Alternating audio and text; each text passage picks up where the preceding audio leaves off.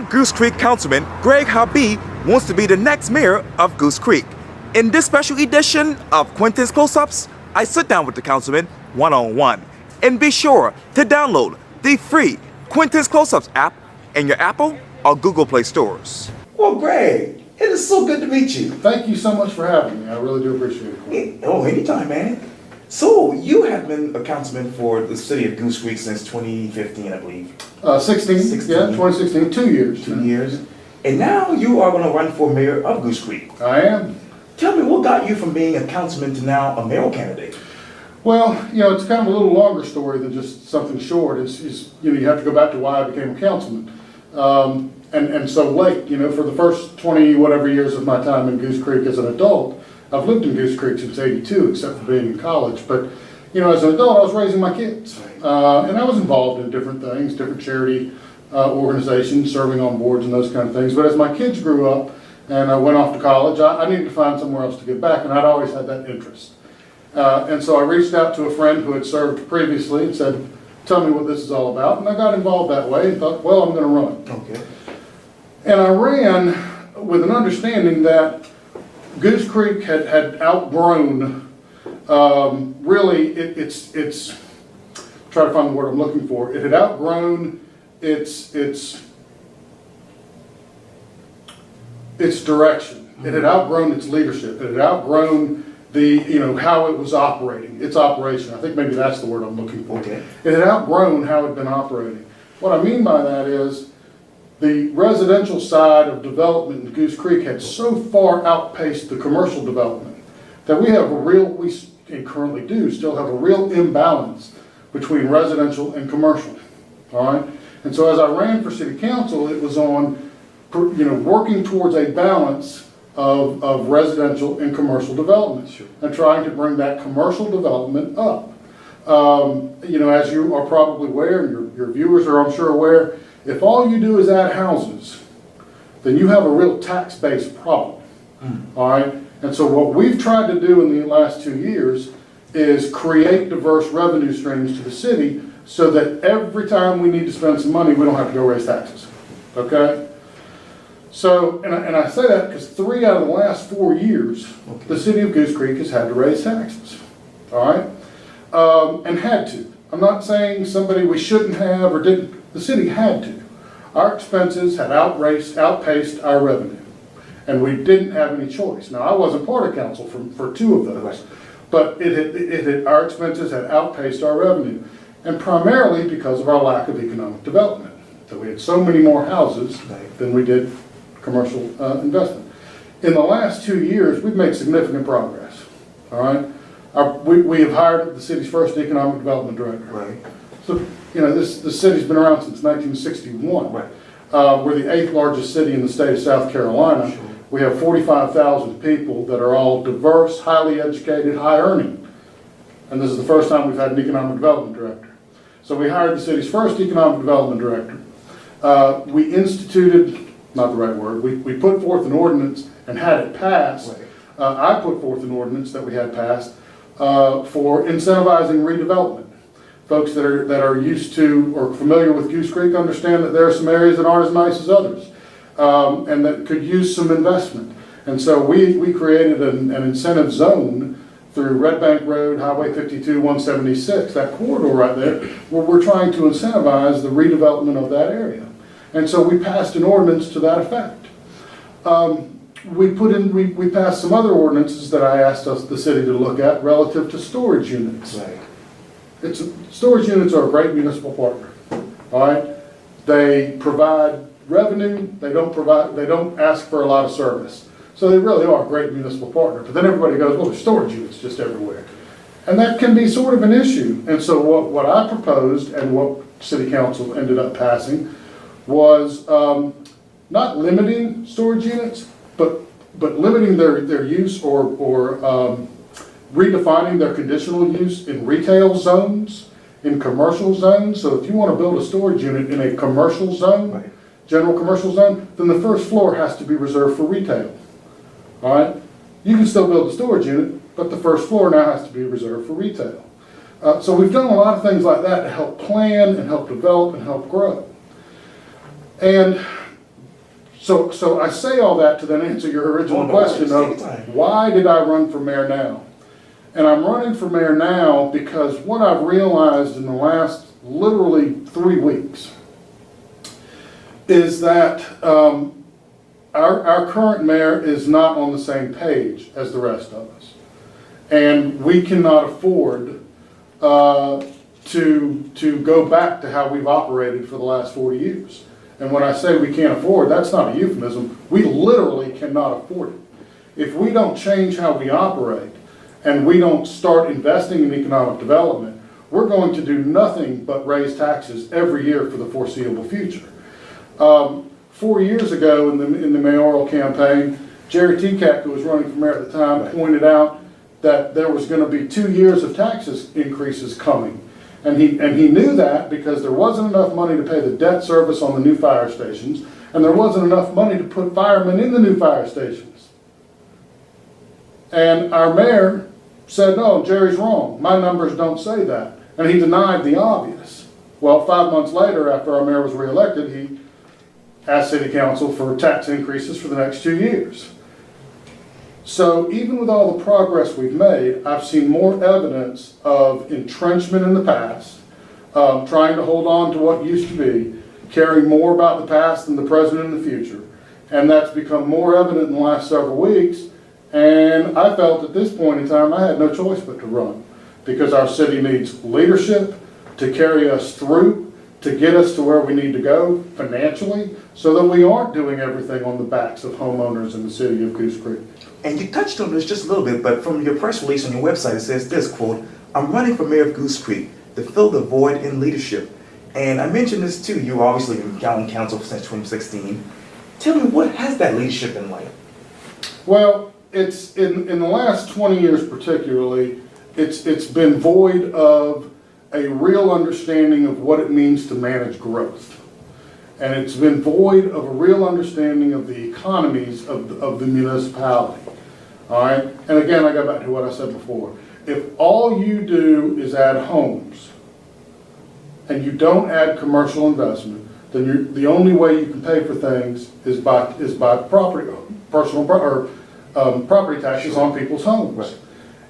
And if homes are all you add, that's the only place you you have to get additional money. Then that's the biggest impact you can make when costs go up. If you add homes, you're adding police, you're adding fire, you're adding public service, you're adding all those things. Well, homes don't pay for themselves. Think of it this way: if you go back and do the math, based on our millage, a brand new $300,000 home in the city of Goose Creek is going to pay something around $550 a year in city property taxes. It takes 183 of those to pay for an officer. All right, so how many homes do you have to build in order to pay for a new officer? Conversely, you got to have 10 businesses to pay for a new officer, or 10, depending on what kind of business it is, as you might imagine. So you have to have that balance. And our leadership has always promoted buying green space, has always promoted that Goose Creek is a bedroom community, and has never made economic development a priority. There's a value to being a bedroom community if you want to pay for that. You can be a bedroom community if you want to raise taxes every year, if everybody that lives there wants to do that. And so we've had a void of a real, truthful understanding of the impact that economic development can make versus residential development and how to pay for everything. And let me go back to that quote again, in one of the quotes you actually said on your website. You said this, quote, I'm running for mayor to stem the tide of tax increases on our citizens. I'm running for mayor to serve the community that has given so much to me and my family. The community. What does the Goose Creek community mean to you? Well, it's where I went to high school. Like I said, I've lived here since 1982, except for when I went away to the University of South Carolina. My wife and I moved back into Goose Creek. It's where I've raised my kids. My kids are both of my boys are graduates of Stratford High School, and they flourished at Stratford High School. So it is a place where my kids played sports, and I coach sports, and I've been involved and been a member of this community for 30 whatever years it is now. So what it means is that's where my friends are. That's where my family is. My mother lives 4 miles away from me. That's where my kids grew up. That's where my parents retired. That's where I hope to, Right. So what does it mean? It's where I live, it is my home.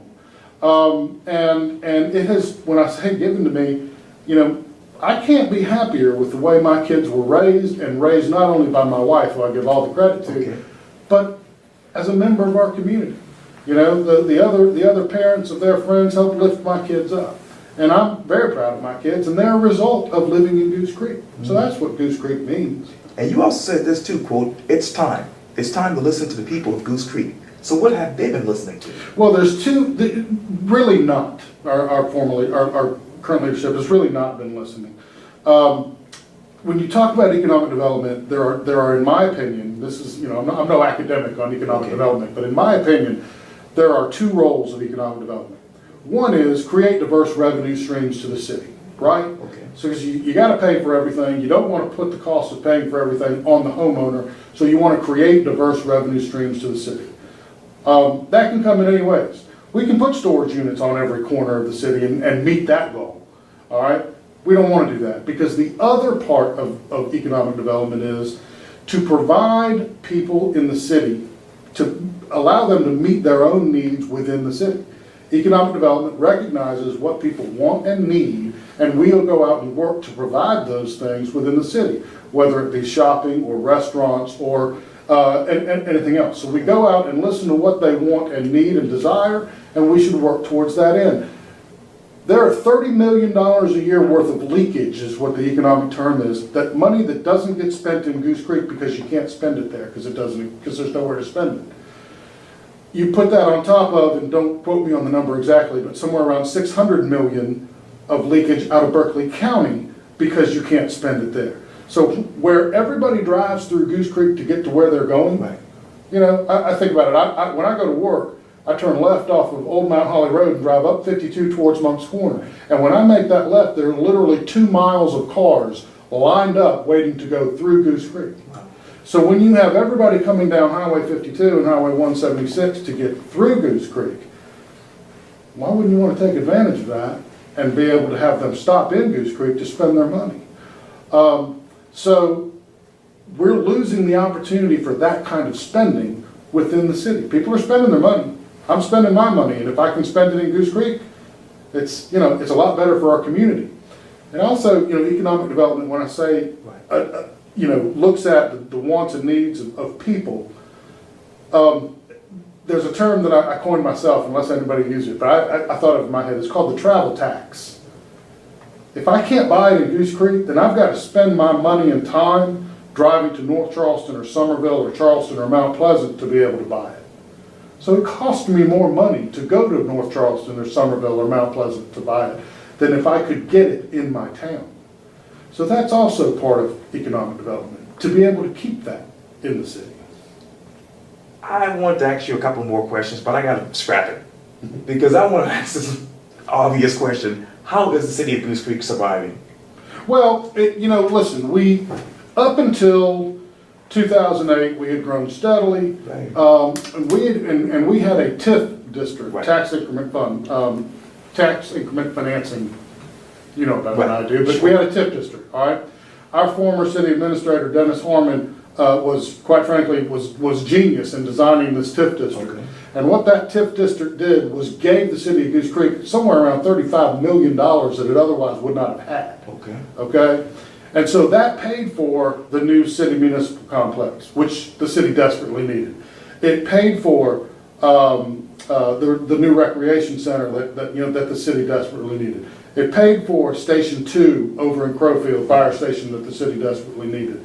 And it paid for things like that, and we were able to do that, the city was able to do that without raising property taxes because of that money, that sort of, for lack of a better term, free money that came in. Okay.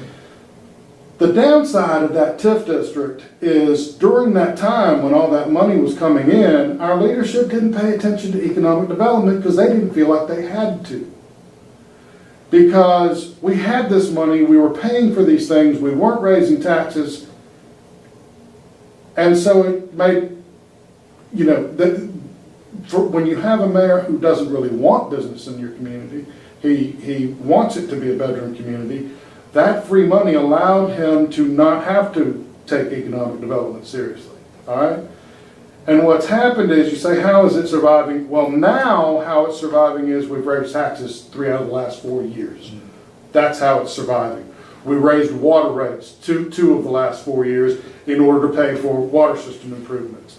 You know, we didn't have enough money left over from the TIF district to finance the fire stations, so we had to borrow $7.5 million to finish the fire stations. So we had to raise taxes 2 years in a row to pay the debt service and to put firemen in the fire stations. So how is Goose Creek surviving? We're raising taxes 3 out of 4 years. That's how it's surviving. Now, it's not too late. There's great opportunity in Goose Creek. Okay. There is great opportunity to redevelop old properties, to build new properties. There is great opportunity to invest in our city. And we can get from here to there.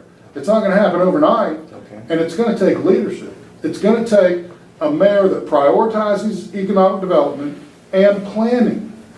You know, everybody's, you know, a lot of people are scared that they don't want the city of Goose Creek to turn into Mount Pleasant, Okay. or Charleston or Somerville, or because they worry about traffic. Right. Well, when you look at things realistically, you recognize that the city of Goose Creek has very little control over the traffic because of what's being built in and around Goose Creek. As I said before, when I take that left on Old Mount Holly Road at 6:45 in the morning, Right. there's 2 miles of cars waiting to come through the city. 36,000 cars a day drive Highway 52. A lot of them aren't from the city of Goose Creek. So, and the same thing holds true on 176, Okay. people coming down that way. So when people say they're concerned about traffic, and I understand that, Okay. but the facts don't back that up, because, and think of it this way, if we add just a restaurant, we'll call it a restaurant, all right? If you add a restaurant in the city, a sit-down family restaurant that people want to come and enjoy, those same people are either going to drive through Goose Creek to get to that kind of restaurant in North Charleston or Somerville, or they're going to drive to Goose Creek to stop at the restaurant. So commercial development actually reduces is the wrong word, Okay. but it doesn't have the impact on traffic that residential development does, because it actually takes the same drivers and gets them off the road sooner. Does that make sense? They, instead of driving through Goose Creek, they drive to and get off the road because they're able to meet their need in the town, you know? So that's, you know, we have a lot of things to overcome, but Okay. there's a lot of opportunity in the city of Goose Creek for folks to invest. Who is following this money? Me? Okay. I want to make sure I understand the Okay. question right. Who's following this money is, who's paying attention to this? Sure. Who's wondering where Right. the money's going, Right. and how's it coming in Sure. and going out? Me. And I've got, you know, some of our other council members are certainly on board with things that I'm talking about. You know, but you know, I'm the loudest. That's sort of you know, that's the cross that I bear, is I'm the loudest. But no, I am. And again, we've got some other council members that agree with me, understand where we're going, understand the issues that we're facing, and realize that a change in leadership is really necessary for us to get there. How do you fix this image of people not staying in Goose Creek but going to Somerville and Charleston, North Charleston? Well, you know, the problem, and it's historic, Quintin, that the city of Goose Creek has a reputation problem. Okay. All right, in and around not just the Low Country in our region, but in the state. There are 2 images when people think of the city of Goose Creek. The best of those images is, where's Goose Creek? We're the 8th largest city in the state, and people don't know where Goose Creek is. A friend of mine, Jerry Tekak, who's now come back to Goose Creek after going to Myrtle Beach for a bank assignment, he came back and now he's running for council again. And he just in Myrtle Beach, when people asked him, well, Jerry, where are you from? And he'd say Goose Creek. In Myrtle Beach, people who have lived there for who knows how long asked him, where's Goose Creek? That's the best image. The other image is the one you see on Faux Country News, you know, where it's, you know, not very sophisticated, that it's redneck or it's this or it's, you know, those things that aren't really what Goose Creek is. But that's the reputation problem that we have, Because that's what we project. That's what our leadership has projected. When your leadership goes to a conference of mayors and describes Goose Creek as a red, white, and blue city, and says we were founded by white, blue-collar rednecks, and then never qualifies what the city of Goose Creek is now, maybe people understand why we have a reputation problem. I'd challenge anybody to show me a city that was founded in 1961 in South Carolina that wasn't founded by white, blue-collar rednecks. The fact of the matter is, city of Goose Creek now, today, in 2018, is 33 years old. I'm old for the city of Goose Creek. Median age of 33 years old. City of Goose Creek is a highly educated community. It is a highly diverse community. Sure. And it has a median income within a couple $1,000s of Mount Pleasant. Literally a couple of $1,000s. Theirs is something like 78 and ours is 74. Okay. Don't quote me on those numbers, but it's literally just a few $1,000s difference between the two. So why can't we sell that we are a highly educated, highly diverse, high-earning, young, vibrant community, that we need people to come and invest in our community? Instead, we sell that we were founded by white, blue-collar rednecks. Where are you emotionally when you think of Goose Creek in 1961 to right now?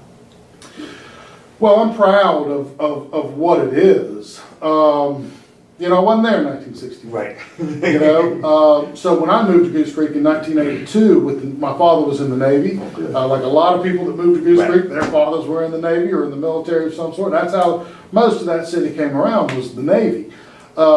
And so I want to say the city of Goose Creek at that time was probably 6,000 or 7,000 people. Crowfield Plantation, which is now 4,500 homes or something like that, had just started a few years earlier.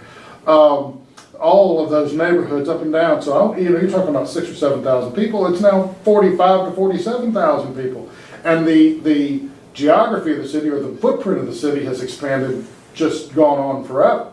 So I'm proud of what's there, and I'm proud because of what my kids have become.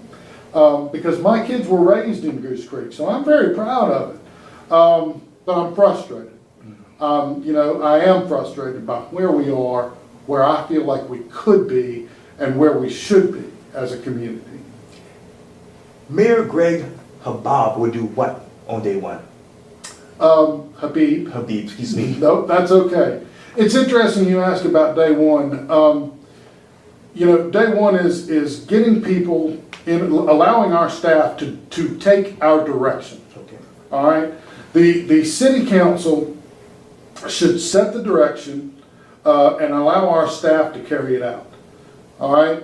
So day one, we prioritize economic development. Day one, we prioritize planning for our future with an understanding of how many homes are going to be built in the next 5 years in the city of Goose Creek. How many people are going to be coming in? Where are we going to have to put fire stations? How many more police officers are we going to need? How many more firemen are we going to need? Where's the water system going to have to go? Day one is actual real planning, real strategic planning that our city staff can then take forward. And it's reprioritizing, our direction. Economic development planning.